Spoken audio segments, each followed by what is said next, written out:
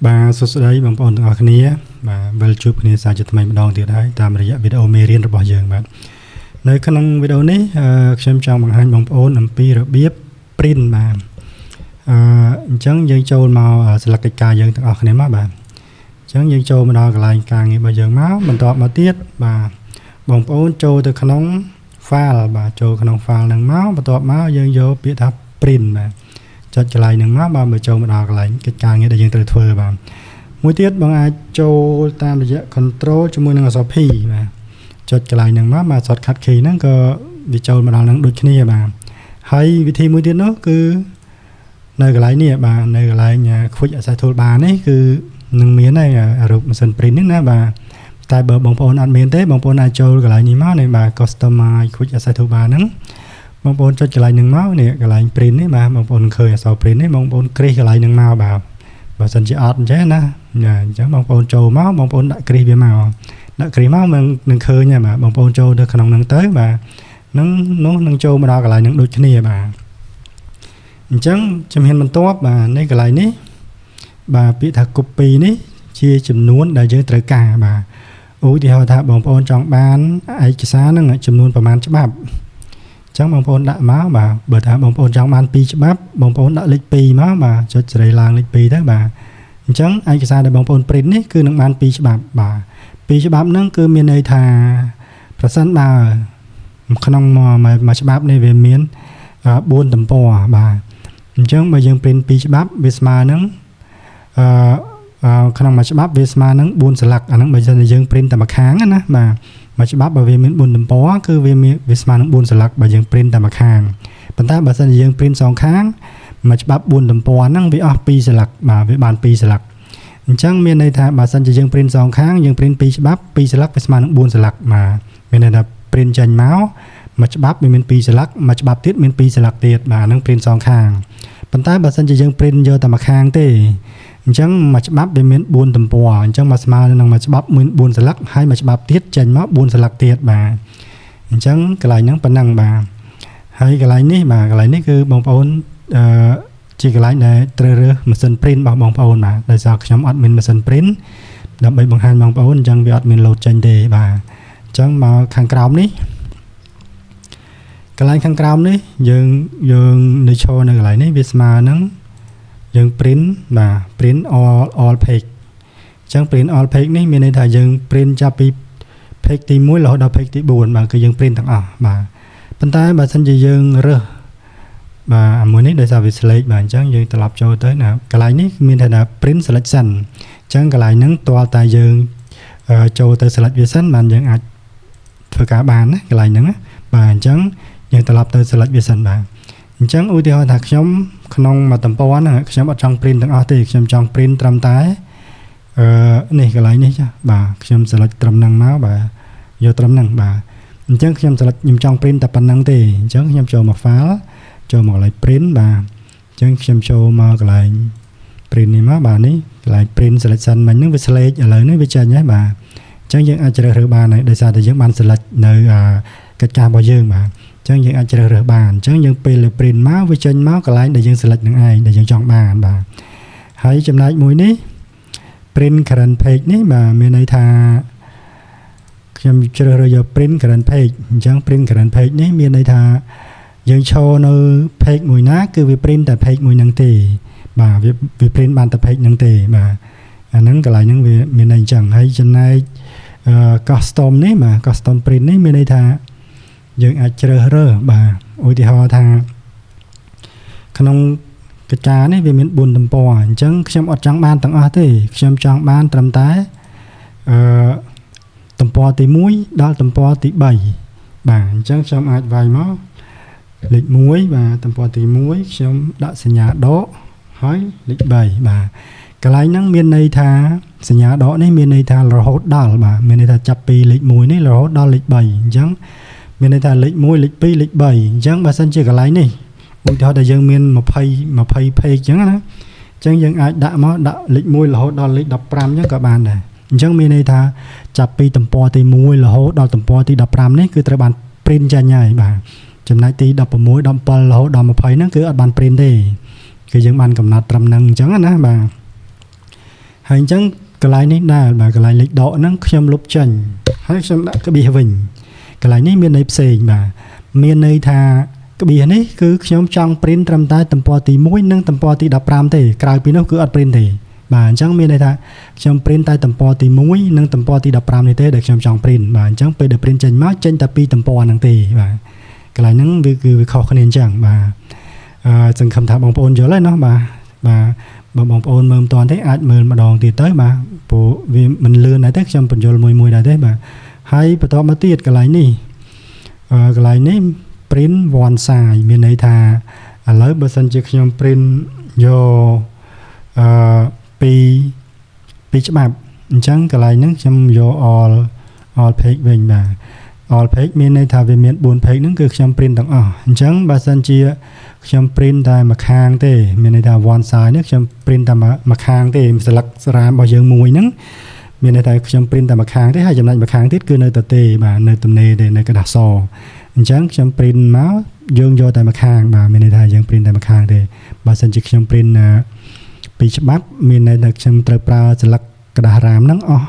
ចំនួន8ស្លឹកបើ print ពីច្បាប់ណាប៉ុន្តែបើសិនជាខ្ញុំ print មួយច្បាប់ទេមួយច្បាប់អញ្ចឹងគឺខ្ញុំ print អស់4ស្លឹកណាបើដោយសារតែខ្ញុំ print តែមួយខាងអញ្ចឹងមួយខាងហ្នឹងយើង print មួយច្បាប់មកវាមាន4ស្លឹកតែបើសិនជាខ្ញុំរើសកន្លែងនេះវិញខ្ញុំយកកន្លែង print on both side នេះអញ្ចឹងមានន័យថាខ្ញុំ print មួយច្បាប់ហ្នឹងគឺវាស្មើតែ2ស្លឹកទេដោយសារតែមួយស្លឹកវាមានសងខាងអញ្ចឹងខ្ញុំ print ទាំងសងខាងបាទអញ្ចឹងពីទំព័រនេះវាស្មើមួយស្លឹកហើយចូលមកពីទំព័រនេះមួយស្លឹកទៀតអញ្ចឹងវាអស់តែ2ស្លឹកទេប៉ុន្តែបើសិនជាករណីយើងរើសយកតែ print one side នេះទេអញ្ចឹង4ទំព័រនេះវាស្មើនឹង4ស្លឹកដែរហើយដោយសារមួយខាងទៀតហ្នឹងគឺអត់មានទេអញ្ចឹងណាបាទអញ្ចឹងកន្លែងហ្នឹងគឺប៉ុណ្ណឹងបាទដូចបងប្អូនឃើញហើយយើងបន្តមកយើងចូលដល់កន្លែង collected នេះបាទកន្លែងហ្នឹងគឺមានន័យថាដូចជាកន្លែងនេះអញ្ចឹងមកថាបើសិនជាខ្ញុំ print មកឥឡូវឧទាហរណ៍ថាខ្ញុំ print 3ច្បាប់ហ្នឹងអញ្ចឹងពេលដែលខ្ញុំកំណត់យកកន្លែងនេះ collected នេះបាទគឺមានន័យថាវា print មក print ទំព័រទី1ទំព័រទី2ទំព័រទី3បាទរហូតដល់ទំព័រទី4បើដោយសារតែរបស់យើងនេះវាមាន4ទំព័រណាបាទរហូតដល់ទំព័រទី4ហ្នឹងគឺវាចប់មកវគ្គរបស់វាអញ្ចឹងយើងអាចមកច្បាប់ហើយវាចប់មកច្បាប់អញ្ចឹងយើងអាចប្រមូលអាហ្នឹងមកយកមកកັບជាមួយច្បាប់តែម្ដងបន្ទាប់មកបានវា print បន្តទៀតបាទទំព័រទី1ទី2ទី3ទី4ចប់ហ្នឹងមកច្បាប់ទៀតយើងអាចប្រមូលមកកັບមកសារទៀតបាទរហូតដល់គ្រប់ទំព័រដល់ចប់អ្វីដែលយើងចង់បានហ្នឹងបាទរហូតដល់គ្រប់3ច្បាប់ហ្នឹងប៉ុន្តែបើសិនជាបងប្អូនយកកន្លែងនេះវិញកន្លែងនេះគឺមានន័យថាយើង print មកយក3ច្បាប់ដូចគ្នាប៉ុន្តែវា print មកនេះវាចេញនៅទំព័រទី1ហ្នឹងគ្រប់មានន័យថាគ្រប់3ស្លឹកទំព័រទី1ហ្នឹង1មកទំព័រទី1ដដែលទៀត2ទំព័រទី1ទៀត3ទំព័រទី1ទៀត4មកអញ្ចឹងណាគ្រប់តាមអ្វីដែលយើងចង់បានហ្នឹងបន្ទាប់មកបានវា print ទំព័រទី2ទំព័រទី2បន្តមករហូតដល់គ្រប់ចំនួនហើយបានវា print ទំព័រទី3អញ្ចឹងអាហ្នឹងពេល print ចប់បានយើងប្រមូលវាចេញមករើសបាទបែងចែកស្លឹកទំព័របាទរើសដាក់តាមទំព័រទី1ទី2ទី3អញ្ចឹងទៅអាហ្នឹងវាយើងចំណាយពេលបាទប៉ុន្តែបើសិនជាបងប្អូនចេះយើងយកនេះមកបាទលឿនបាទយកហ្នឹងមកលឿនជាងបាទយើង print មកយើងដឹងឲ្យចាំប្រមូលយកមកកັບយកតែម្ដងមួយច្បាប់កັບមួយវារៀបឲ្យស្រេចតែម្ដងបាទហើយចំណុចកន្លែងនេះគឺដែលយើងជ្រើសរើសមកចង់បានជាกระดาษប្រឈរឬក៏กระดาษផ្ដេកបាទនេះទំហំกระดาษប្រឈរហើយមួយនេះជាទំហំกระดาษផ្ដេកបាទហើយចំណែកកន្លែងនេះគឺជាទំហំกระดาษដែលយើងត្រូវជ្រើសរើសបាទប្រភេទ A5 A4 A3 បាទកន្លែងហ្នឹងវាដល់ពេលយើងចូលទៅម៉ាស៊ីន print យើងអាចកំណត់នៅកន្លែងម៉ាស៊ីន print ដោយសារតែឧទាហរណ៍ថាកន្លែងនេះយើងជ្រើសរើស A4 ហើយយើងជ្រើសរើសទំហំ A4 អញ្ចឹងណាប៉ុន្តែពេលដែលចូលម៉ាស៊ីន print មកនៅក្នុងម៉ាស៊ីន print វាអាចជាប់នៅกระดาษ letter នេះបាទវាអាចនៅជាប់អានេះអញ្ចឹងវានៅជាប់អាហ្នឹងទៅយើងក៏កន្លែងហ្នឹងត្រូវប្រយ័ត្នដែរបាទតើដល់យើងពេលចូលម៉ាស៊ីន print យើងចូលទៅកន្លែង property នេះទៅដើម្បីកំណត់វាបាទអញ្ចឹងកន្លែងហ្នឹងបើយល់ល្អយើងត្រូវថា save វាទៅជា PDF ដើម្បីការពារកុំឲ្យវាខូចអត្ថបទរបស់យើងណាបាទហើយចំណែកនេះកំណត់ margin បាទវាអត់នេះទេដូចតែមេរៀនរបស់យើងមុនដែរប៉ុន្តែចំណុចមួយទៀតនេះគឺកន្លែងនេះបាទកន្លែងនេះ បងប្អូនឃើញហើយបាទកន្លែងនេះយើងមើលទៅកន្លែងនេះបាទ one page per sheet បាទមានន័យថាតើមក page នេះគឺសម្រាប់តែមកអត្ថបទនឹងដែរទេបាទហើយចំណែកមួយនេះ two page per sheet បាទមានន័យថាក្នុងមួយទំព័រនេះក្នុងមួយ page នេះវាមាន2បាទវាមាន2អត្ថបទអញ្ចឹងណាមានតែអត្ថបទនេះមួយមកយើងចែកមកកន្លែងនេះមួយទៀតដោយសារនេះវានៅក្នុងនេះវាអត់ចែកឲ្យប៉ុន្តែនៅក្នុង PDF វាចែកឲ្យបាទឥឡូវចាំមើលសាក់នៅក្នុងបង្ហាញបងប្អូននៅក្នុង PDF បាទយើងចូលមកកន្លែង print បាទបន្ទាប់មកកន្លែងនេះយើងចូលទៅនៅ multiple នេះមកបាទវាឲ្យរើសហើយបាទឃើញទេយើងយកមកប្រមាណដោយសារតែយើងមានទំព័រមានចំនួន4បាទអញ្ចឹងយើងអាចជ្រើសរើសមកវាឃើញវាបង្ហាញឲ្យនេះមកទំព័រនេះបាទក្នុងនេះមកទំព័រដែលវាចែកមក1 2 3 4បាទវាមាន4 page នៅក្នុងហ្នឹងបាទហើយកระดาษយើងតែមួយស្លឹកទេតែ print នៅក្នុងហ្នឹងលើមួយស្លឹកហ្នឹងគឺវា print ដាក់ទៅជា4នៅក្នុងហ្នឹងតែម្ដងហើយកន្លែងនេះបងប្អូនអាចដាក់1ក៏បានហើយកន្លែងនេះយើងដាក់2អញ្ចឹងក៏បានដែរបាទ2អញ្ចឹងវាចែកលើក្រោមចេះបាទអញ្ចឹងបើយើងដាក់3ក៏បានបាទ3ហ្នឹងគឺវាចែកលើក្រោមអញ្ចឹងដែរបាទឃើញវា print មកអញ្ចឹងតែវាអត់ស្អាតទេយើងយល់ល្អយើងដាក់ចែកជា2ទៅ2ហើយខាងនេះ2មកបាទ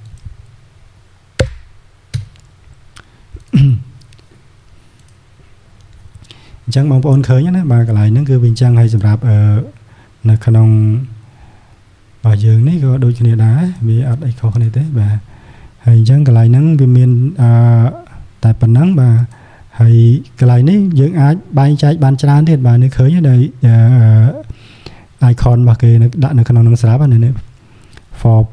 for page per sheet ហ្នឹងបាទ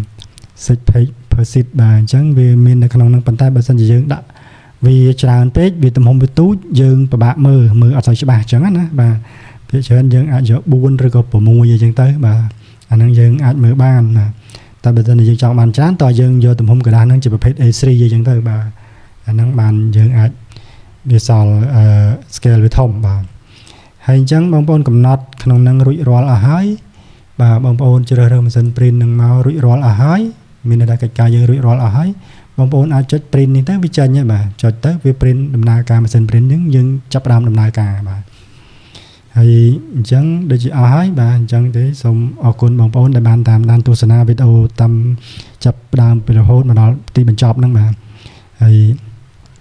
ក៏សូមអរគុណបងប្អូននិងសូមជួយ Subscribe Channel របស់ខ្ញុំម្នាក់មួយផងបាទអរគុណបាទ